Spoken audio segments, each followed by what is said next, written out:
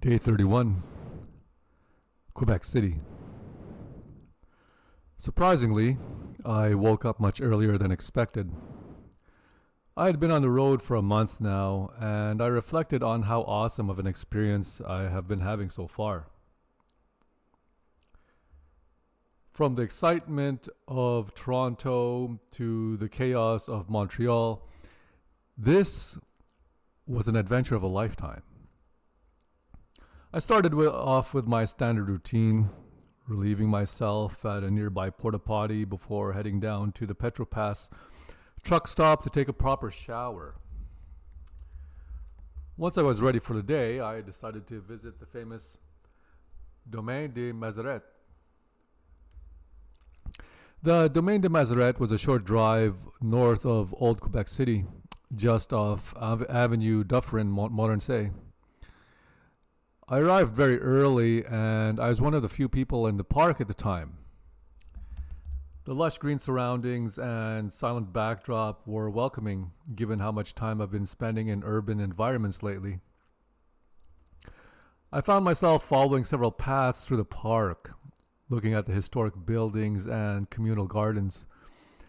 I could only imagine how busy this would have been were it not for the countrywide restrictions.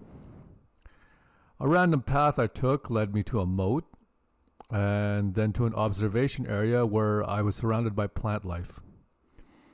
Strange how in the middle of summer there weren't many mosquitos. However, that's something I couldn't complain about. Thankfully, this was Quebec City and not Winnipeg. The same path was elevated in certain areas to allow pedestrians to walk above the forest floor. Other areas allowed visitors to walk right into a swamp and peer into the water and search for unusual life forms. I found myself encircling the moat where I came across a bridge that would lead me to a golden statue of the Virgin Mary. Wandering off in a different path, I walked by the communal gardens, which bore different flowers and fruits. I was tempted to take something, but knowing that the Virgin Mary was watching close by, I decided against this. As I continued onwards, more people have arrived in the park enjoying the surroundings before the heat and humidity set in. I would imagine the heat and humidity would be quite beneficial to growing fruits and vegetables here, although it would be quite the task to tend to these communal gardens. The cities along the St. Lawrence River are spectacular, but in the heat of summer, the humidity was unbearable at times. While a lot of Domaine de Maizerets was thick forest, some of it was open field. Without any specific plan in place, I simply followed the path that the other visitors were taking, leading me to more gardens and some unusual structures. I walked around more ponds and gardens, all of which had benches for visitors to relax and enjoy themselves in this natural green space. The forest opened up, and I was in a field where I saw an observation tower in the distance, along with a labyrinth. I walked over to the observation tower, taking in all the sights around me. The views across into the St. Lawrence were stunning, as expected, and looking back into the Domaine de Maizerets, I could see well into the labyrinth and a little beyond into the area I just came from. After taking some pictures, I headed down and took a short video of myself exploring the labyrinth. I ended up at a few dead ends, cheated through an opening, and found myself at the center. After spending my morning in this lovely park, I decided to head back into Old Quebec to have breakfast and explore once more. I found myself in Grand Allee again, almost in the exact same spot I was yesterday. Most of my adventures have been spontaneous, so I decided I would wander off again, visiting some of the areas I already visited yesterday. Given the restrictions, many places were still closed to visitors, but that didn't prevent me from looking around. I was parked by the Plains of Abraham Museum, and while I didn't get to see what they had inside, it was cool to view the exterior. The building itself had been beautifully restored and was in immaculate condition. I did manage to walk around into the courtyard and view the surroundings until some uniformed guards told me I could not go further than their post. I headed across the street to the Parliament building again. This time it took more effort to recognize some of the famous names of individuals instrumental to Quebec. Some of these names are quite familiar to me, as they could be found across Canada and not only in Quebec. Elgin, Frontenac, Laval, Champlain were just a few. Some of the others that were not familiar to me were Salaberry, Levis, Olier and Maisonneuve. At the front of the Parliament building, I found a small circular plaque denoting kilometre 0. Why it said this, I wasn't so sure, as I would have expected this to be back in Victoria or perhaps in St. John's. Perhaps the Quebecois believe that Canada revolves around them, but that's something I thought was a trait of Torontonians. The front of the Parliament building had magnificent statues, like the rest of the building, but it was great to see homage to the First Nations that have long been associated with Quebec.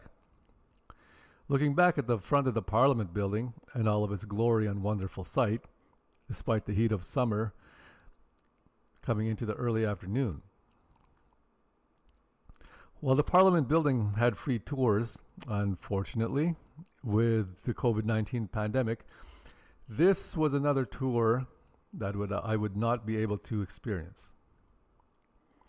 On the grounds, I found an interesting monument commemorating the Inuit people of northern Quebec. It was strange to have come across this important monument on the grounds of the Parliament building, yet yesterday I found a store using the word Eskimo. I walked towards the St. Louis Gate again, walking past a water fountain that reminded me of how hot the weather was. Unlike Rome, the water in this fountain was not meant for drinking. I wandered off a little bit north of the St. Louis Gate to more historic plaques and monuments of heroes whose actions helped shape Quebec. From there, I walked past the Chateau Frontenac again, just as busy as ever with new arrivals. I also came across another interesting individual wearing period clothing walking down the street. Finding that area around Chateau Frontenac was extremely busy, I backtracked towards the Plains of Abraham. I passed by the sacrificial cross, which is made in memory of those who fought in World War I, World War II, and the Korean War. After giving a moment of silence for those who gave the ultimate sacrifice, I found a funny sign that meant no horse-drawn carriages on the street. Back in the Plains of Abraham, I walked by a steep embankment that led to the street down below. The first thing I thought of was how this would have been a wonderful place to go tobogganing in the winter. Unfortunately, there were a lot of trees below, and that would have meant that extreme care would have to be taken considering the potential for injury. But given that the Quebecois are known for their extreme pursuits of fun, I am sure that this would be an exciting place to visit regardless. I explored further and I came across the Martello Towers. With their cannons facing the St. Lawrence River, I could only imagine how this was a battlefield long ago. I wasn't able to enter the Martello Towers themselves, nor was I able to fire any cannons, but it was interesting to see. Looking across into the St. Lawrence River, I could see the sister city of Levis in the distance. Perhaps I would take some time to visit Levis as well, but for now I remain in Quebec City. Not far from the Martello Towers, I found the Cap Blanc Stairs. This was similar to Vancouver's Grouse Grind and Toronto's Baldwin Steps, both of which I have frequented. Given that I have not been exercising regularly like I did back in Ottawa, I knew I was out of shape.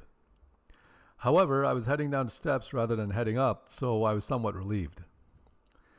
I wasn't the only one who was using the Cap Blanc stairs. It was great to see others using this natural elevation as means to exercise. I found that the stairs were quite steep, without as many landings as I would normally find in other places. But again, This was Quebec, and everything in Quebec is on the extreme end. When I reached the bottom, I headed back north on Boulevard Champlain, right across the St. Lawrence River. There were a number of beautiful properties with water views along the Boulevard Champlain, and I could only imagine how much they would cost. But I was certain the housing market wasn't overinflated like Vancouver. As I was walking along, I came across a group of stallions carved out of metal. The more time I spent in Quebec, the more I discovered that the Quebecois are arguably the most artistic of all the provinces. I continued walking along until I reached the Canadian Coast Guard Quebec base. It was interesting to see numerous plaques commemorating the Canadian Coast Guard, as well as more interesting artwork in the area. I found myself at Rue de Petit Champlain again, where I was tempted to do as the French were known for, such as jumping onto cars and setting things on fire in their capitals. But chaos was not the order of the day here, so I moved along despite my desire for hooliganism. Along the way, I came across a lonely chap who appeared to be fishing for love. I wanted to tell him to get red-pilled, and that pursuing romance was a waste of time. Unfortunately, he was unresponsive and continued to fish for love with hopes of finding goldfish in shark-infested waters. I found myself at Place des Canotiers again. Part of me was wishing that outdoor concert would return and those same musicians would come back. I would have loved to purchase an album from them or even find out more about them. I continued retracing my steps from the day before until I found myself at the Museum of Civilization. At the time, they had a Mayan exhibition, and while I considered going, I decided that my time would be best spent just immersing myself in the Quebecois culture and history. The interesting thing about the Museum of Civilization was the long set of steps that would lead me to the upper section of Old Quebec City. I followed these steps and ended up wandering through smaller alleys of residential streets in this historic city. I came across a cat that eerily for me I thought was a puppet, but turned out to be real.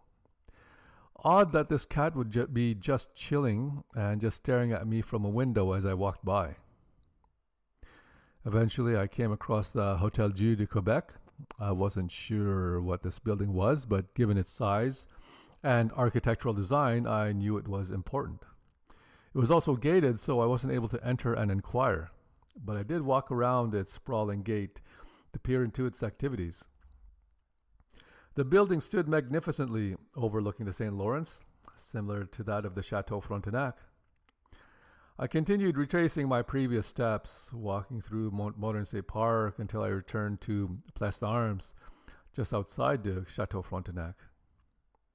I came around full circle again, and while many of these places were already familiar to me, I asked myself if I would ever live here. If I could ever live here. The answer was an automatic yes, without hesitation. The beauty of Quebec City is something that I held close to me. I've been to many beautiful cities around the world and around Canada, but there was something magical about Quebec City that I could not explain. It would be something that I would strongly consider pursuing in the future. Subscribe to the Travel Experience de Voyage channel. Tap the bell and join the conversation on the comment section below.